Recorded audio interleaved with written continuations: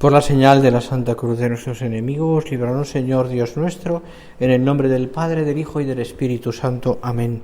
Señor mío y Dios mío, creo firmemente que estás aquí, que me ves, que me oyes.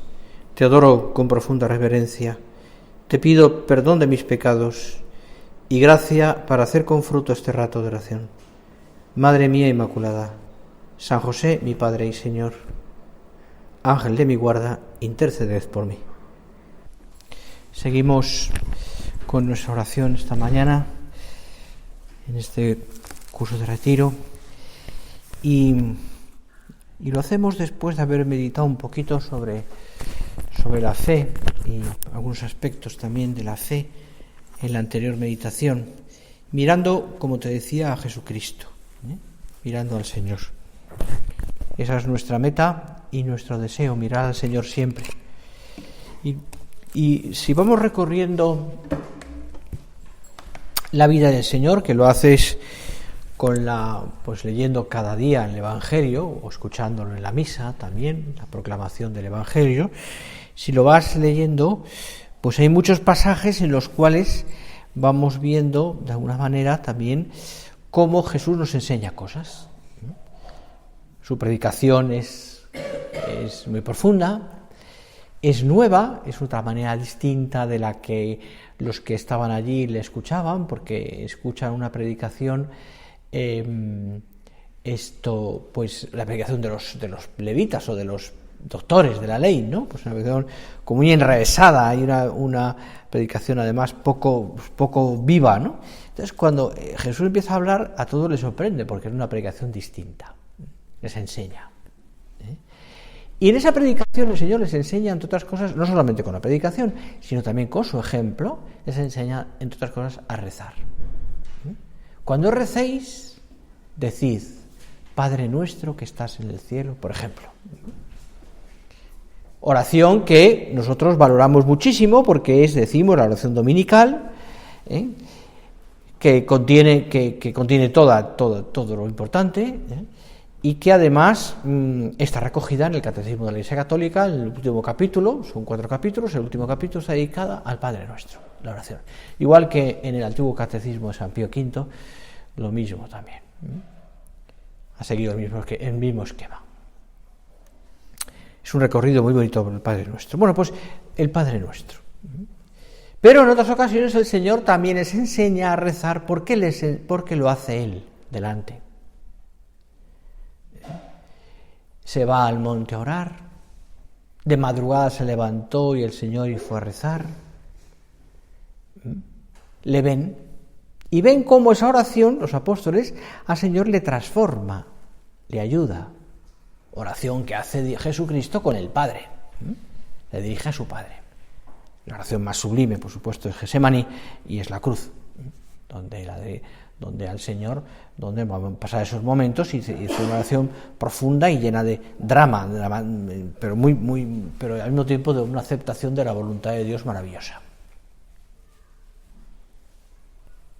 Pide al Señor que nos ayude a Él también, a ti y a mí, a valorar esto y a aceptar siempre la voluntad de Dios. La aceptaremos, la voluntad de Dios, por medio de la oración. En la medida en que seamos almas contemplativas y recemos, aceptaremos la voluntad de Dios. Eso es así. Eso es así. La entenderemos o no la entenderemos, pero la aceptaremos. Porque no siempre entendemos la voluntad de Dios.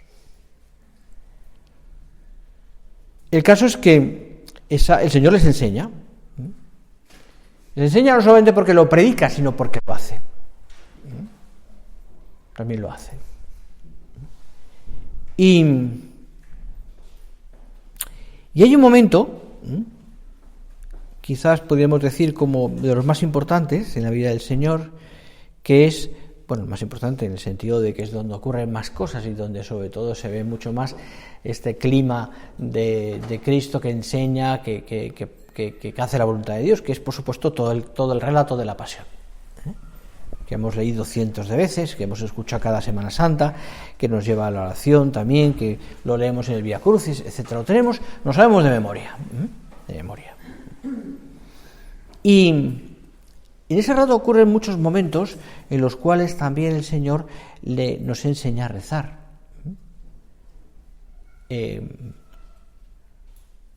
Getsemaní es el primer momento, en ese momento en el que el Señor se va a rezar, porque viene lo que viene.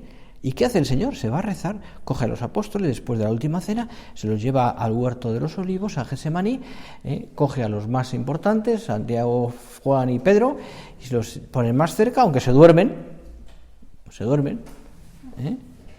pero el Señor se va a un tiro de piedra, dice así más o menos la expresión, y se vaya a rezar.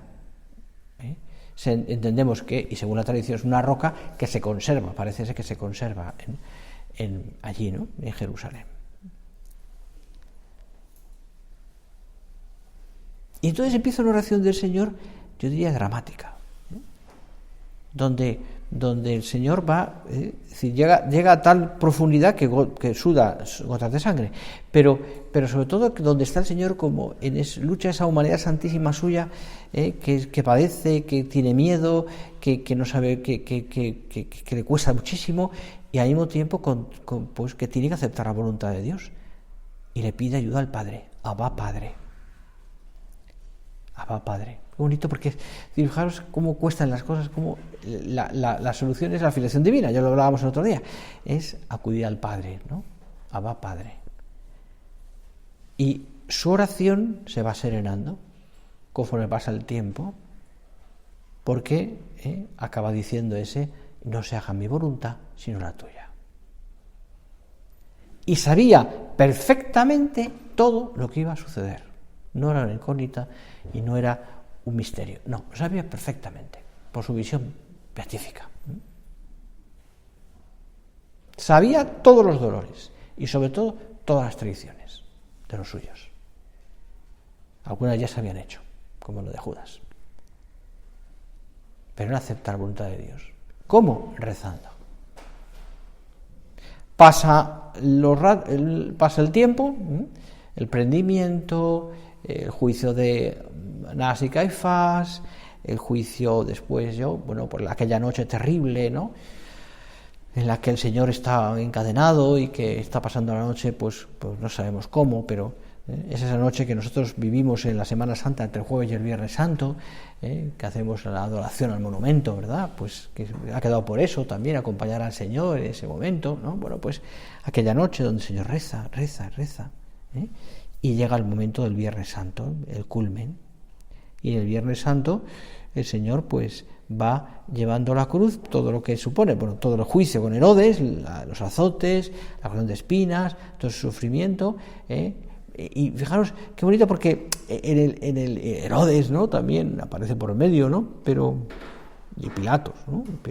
Pues en medio de eso, salvo con Pilato, con el que tiene un diálogo, el Señor Jesús aute tacebat, dice el texto latino. Jesús callaba. La voluntad de Dios, la aceptación de la voluntad de Dios, en ese momento dolorosísimo de la pasión, le lleva a Jesús a aceptarla en silencio.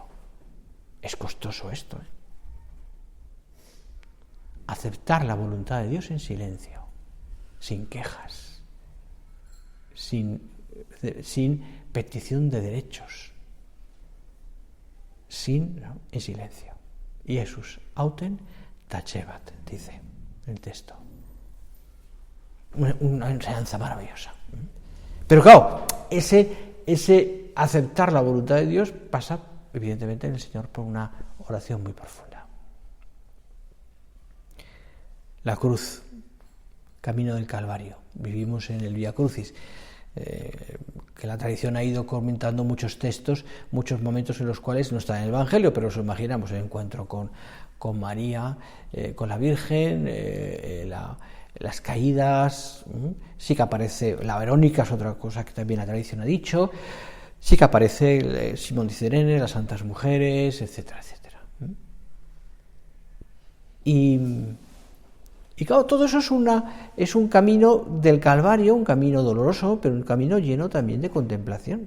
Por eso nos paramos. De hecho, fijaros, los primeros cristianos, después de la pasión del Señor, cuando el Señor ya ha resucitado y se ha ido al cielo, y había una cierta paz todavía, recorrían, los que habían estado presentes en aquella pasión, y ese camino de la Vía Dolorosa lo recorrían recordando hasta el Calvario, ¿no? Recordando la pasión de Cristo.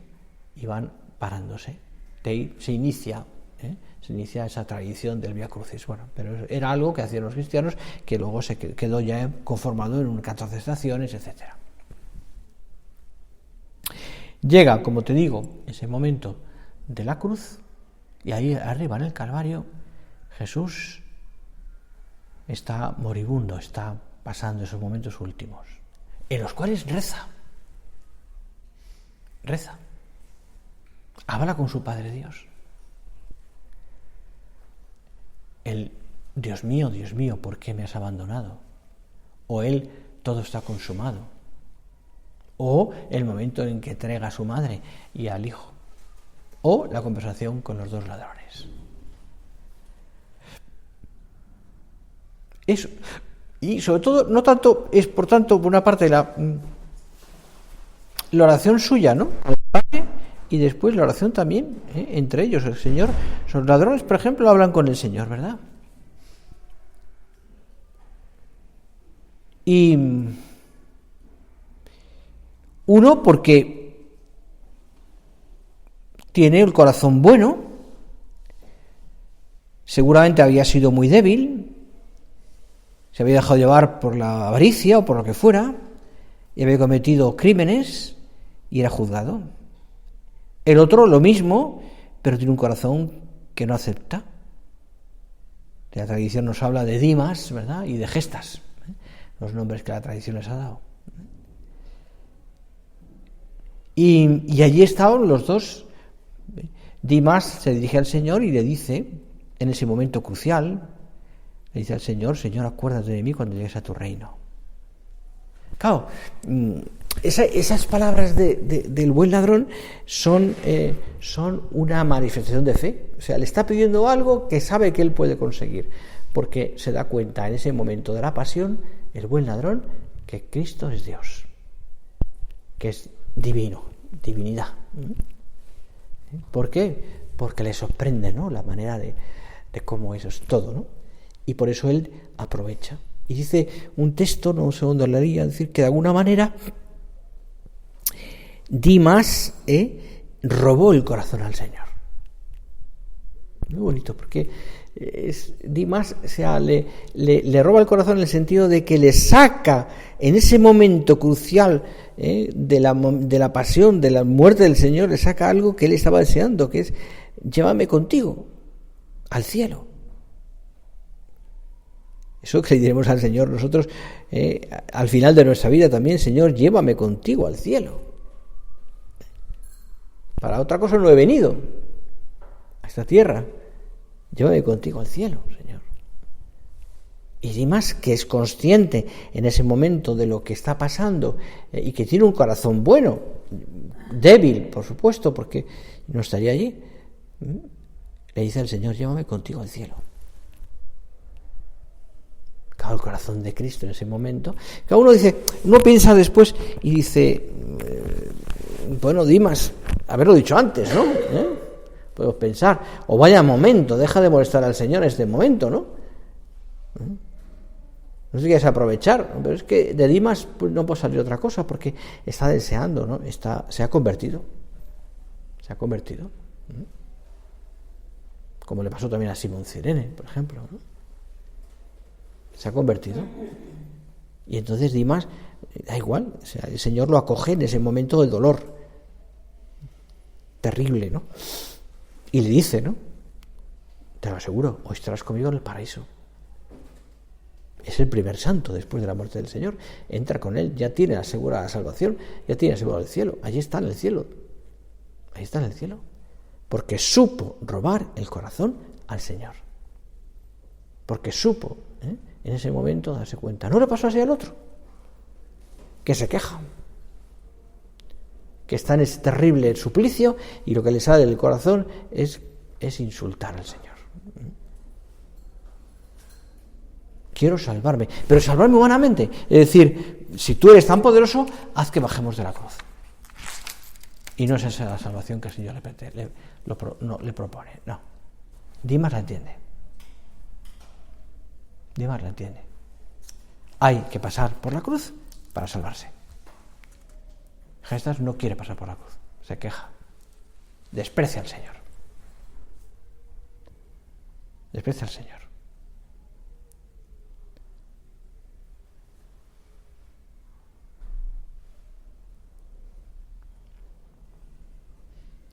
Dimas comprende esto y no le da miedo la brecha tan grande que hay entre la bondad del Señor y sus errores personales. Dimas, fijaros, y ahí se le genera ese diálogo, esa oración, ¿no? Dimas reconoce en ese rostro humillado, desfigurado del Señor, al rey del mundo. Es de hecho, unos momentos antes, Pilato le ha preguntado si es el rey, y él lo dice, yo soy rey. Dimas reconoce en ese rostro desfigurado al rey de Cristo, al rey del mundo. Porque reconoce unos ojos que le miran con ternura y que le devuelven la dignidad que había perdido por sus fechorías. Y le recuerdan de alguna manera también ese gesto de Cristo que es amado por encima de todas las cosas. Cuando hacemos oración entendemos esto. Entendemos al mirar los ojos del Señor, al mirar a Cristo que te mira a ti también en la oración, que te quiere tanto. Que te quiere tanto. Es decir, esos ojos que te devuelven la dignidad, sobre todo cuando vamos al Señor pecadores y le decimos al Señor, he pecado contra ti, Señor. He pecado contra ti. La mirada de Cristo, llena de ternura, como en aquel momento, te devuelve la dignidad.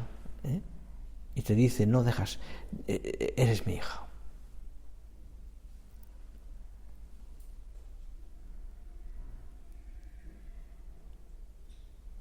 Mira, abrirse a tanto cariño tiene un parecido enorme con descubrir que la oración es un don. Que la oración es un cauce privilegiado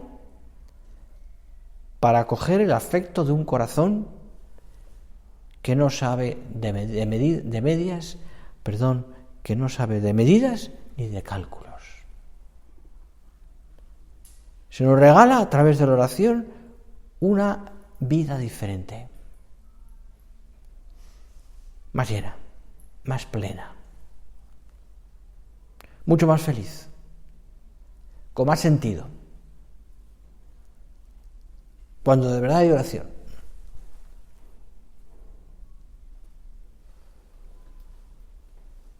La oración nos ayuda también a comprender que cuando Él pide algo, en realidad está ofreciéndonos un don. No somos nosotros, no lo olvides, quienes le hacemos un favor a Dios, ni mucho menos. Es Dios quien a través de la oración ilumina nuestra vida, la llena de sentido. Por eso la oración no es tanto pues como un tributo que pagamos a Dios, por así decirlo. No es que tengo que hacer oración, es que me he comprometido a hacer oración. Es verdad que es bueno comprometerse y que tengamos claro que tenemos que hacer oración, pero no lo veas nunca como una especie de tributo, es decir, me he comprometido y si no lo hago estoy mal, pero estoy mal contigo misma, no con Dios. Contigo misma. Eso no sirve para nada.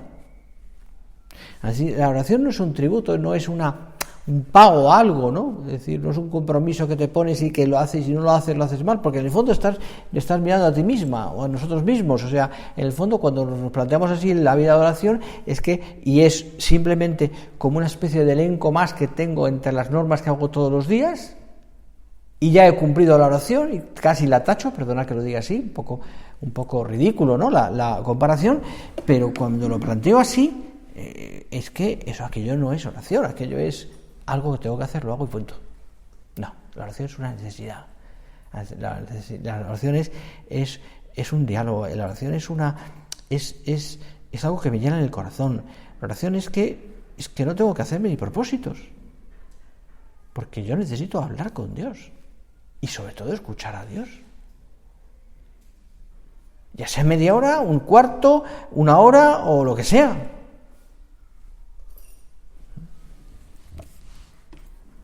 ¿Qué importa? No mira el reloj, ya está. Media hora de oración. ¿Y por qué no? Bueno, pues muy bien, media hora de oración, pero es tu oración, no es tu media hora de oración. Es tu oración. Que habrá días en que no pueda ser media hora, intentaremos que sea media hora, lógicamente. Y serán 3/4, o serán 10 minutos, o 15 o 20. Pero no porque nos cansemos, sino porque quizás, pues, por limitaciones diversas no podemos hacer más. Bien. Al margen de que somos almas contemplativas y estamos todo el día en oración. Y que todo lo convertimos en oración. El trabajo, la alegría. Claro, cuando a uno le cuesta sonreír, por ejemplo, al final del día, o cuando está, es cuando sale del alma esa oración. Es decir, ¿por qué? En el fondo estamos hablando, es decir, sale. ¿De qué es fruto el saber sonreír cuando uno está agotado? De la oración. ¿De qué es fruto tener paciencia cuando un hijo está pesado, o un nieto, o tu marido, perdón que lo diga así, lo matarías porque no aguantas? ¿De qué es fruto, no? No matar a tu marido, perdonar que lo diga así. Pues de la oración. ¿O de qué es fruto? ¿Dónde sale del corazón esa paciencia que tienes con situaciones concretas, de tu oración? De tu oración. Me ayuda a comprender que es un don, que es un regalo que Dios me hace. Que Él está encantado de que vayamos a estar con Él y escucharnos. Y sobre todo que le escuchemos. Por eso el asombro es parte esencial de nuestra vida de oración. La admiración ante las cosas que pasan, hasta las más pequeñas. Las más pequeñas. Esas cosas que son normales, comunes, rutinarias. Cuando uno vive de oración se asombran de esas cosas que Dios nos da, nos regala. Un amanecer, el día que empieza, una alegría que has tenido, o una pena. Todo está ahí. Mira, además hay infinitos modos de rezar, de hacer oración. Infinitos. Tantos, yo diría, como personas. Hay muchos tratados de hacer oración, y son buenos y han venido muy bien a mucha gente, ¿no? Pero yo diría que cada uno tiene su tratado de hacer oración. Hay personas que buscan para hacer oración la palabra del Evangelio, buena cosa. Otros que simplemente lo que quieren es contemplar al Señor cuando estás delante de un sagrario y estar con Él en silencio y decirle en tu oración que le quieres y que le necesitas. Otras veces será porque ha habido 3, 4 cosas durante el día que te han hecho pensar y que quieres hablar con el Señor y después le cuentas al Señor pues aquello. Muchas veces será porque tú misma sacas de tu interior esas cosas que quieres contar al Señor, o le cuentas lo que ha pasado, esa pequeña queja, pero sobre todo a silencio también para que Él te diga. Y así uno tiene, ya te digo, cada uno, y quizás tu oración a lo mejor es un día diferente de otro. O necesitas, porque sí, todos necesitamos, unas muletas para hacer oración y sacas un librito, el Evangelio especialmente, u otro libro que te ayude a leer cosas que te dan, que sugieren. Siempre es bueno. Siempre es bueno. Y será delante del Señor si puedes, sí, como lo hacemos ahora. Pero si no puedes, será en tu casa, en un rincón que tengas preparado. A lo mejor, y siempre es bueno tener en casa como un rincón, por así decirlo, que tenga un ambiente diferente, que pueda hacer recogerme más en oración. Hacer la oración delante de la televisión, pues ya me dirás.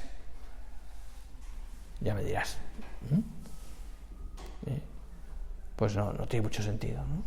Si en casa tienes un rinconcito donde tengas, pues no sé, tus libros, una imagen de la Virgen cercana, un crucifijo, si no vas a hacerlo fuera, en la calle o en la iglesia, que es mejor, pero sí, o en el oratorio del centro, cada uno, en fin, lo que pueda, ¿no? Pero si en casa tienes un rinconcito que tú has preparado y que tienes, pues eso viene muy bien también, porque procuras que sea como un rincón de oración, ¿no? Por así decirlo. En fin, se me ocurre, ¿no? Pero cada uno también tendrá que mirarlo, a lo mejor no es posible físicamente, no lo sé. Infinitas maneras de rezar. Dios siempre nos escucha, por supuesto. Hay modos, como te digo, ¿no? Que cada uno aprenda y hace como puede, pero y sin esquemas previos, ¿no? De alguna manera hay gente pues que lo que hace en la oración es, sobre todo, pues consolar al Señor. Me sirve leer el Evangelio, leer, por ejemplo, la Navidad, el nacimiento del Señor, y meterme a aquellas escenas me es muy fácil. Me sirve la pasión, me sirven los milagros, me sirven las acciones del Señor, las palabras. Desde luego, lo que sí que te recomiendo y te animo es que el Evangelio sea como libro base, porque es la palabra de Dios y porque es la vida de Dios. Luego sirve también, por ejemplo, mucho biografías, o esas libros, esas historias de Jesús, vidas de Jesús, que se han escrito tantas y tan buenas, que nos sirve también para profundizar un poquito más en el Evangelio, porque son de santos, muchas de ellas, de hombres santos, mujeres santas. También sirven. Pero lo que está claro, y lo que te quería decir, ya terminando este rato de oración, es que necesitamos de esa oración. Como aquel ladrón junto al Señor, ¿no? Aquella oración de Jesús con el buen ladrón, que fue breve pero intensa, donde descubre Dimas, vamos a decirlo así, como una rendija en ese corazón de Jesús. Una rendija que la asalta y entra. La voluntad de Dios, tantas veces oscura y dolorosa, se ilumina con la petición de aquel hombre. Su único deseo es que seamos felices, muy felices, aquí en la tierra y luego en el cielo. Y el buen ladrón se coló por aquella rendija y se hizo con el tesoro, el corazón del Señor. En aquella circunstancia, María Santísima, que estaba presente, fue testigo también de cómo Dimas defendió a su hijo. Quizás también la Virgen intercedió y le pidió al Señor con una mirada que defendiera, que salvara a Dimas. Y como Cristo es incapaz de negar nada a su madre, le dice lo que le dice: hoy estarás conmigo en el paraíso. Oración preciosa que acaba en el cielo, que acaba en el cielo. Oración que tú y yo también tenemos que vivir pensando en el cielo. Fíjate que además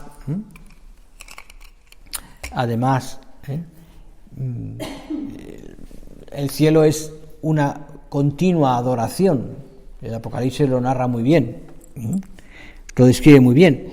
El cielo es una continua adoración. En el cielo estamos adorando eternamente a Dios unitrino. Estamos mirando, porque la oración hay que mirar al Señor, ¿no? En el cielo estamos mirando y adorando a la Santísima Trinidad. Es la oración de los santos, que en el cielo alaban, adoran a Dios unitrino. Eso es lo que nosotros intentamos hacer aquí en la tierra, alabar y adorar en nuestra oración al Dios unitrino. Que hagas oración todos los días, que seas una mujer de oración, que la necesitamos todos, pero que te fundamentes en esa oración para todo lo demás. Se lo pedimos a nuestra Madre Santa María.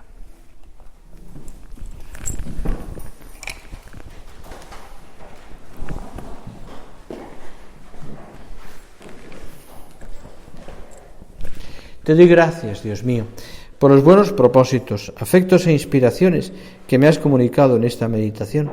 Te pido ayuda para ponerlos por obra, Madre mía Inmaculada. San José, mi Padre y Señor, ángel de mi guarda, interceded por mí.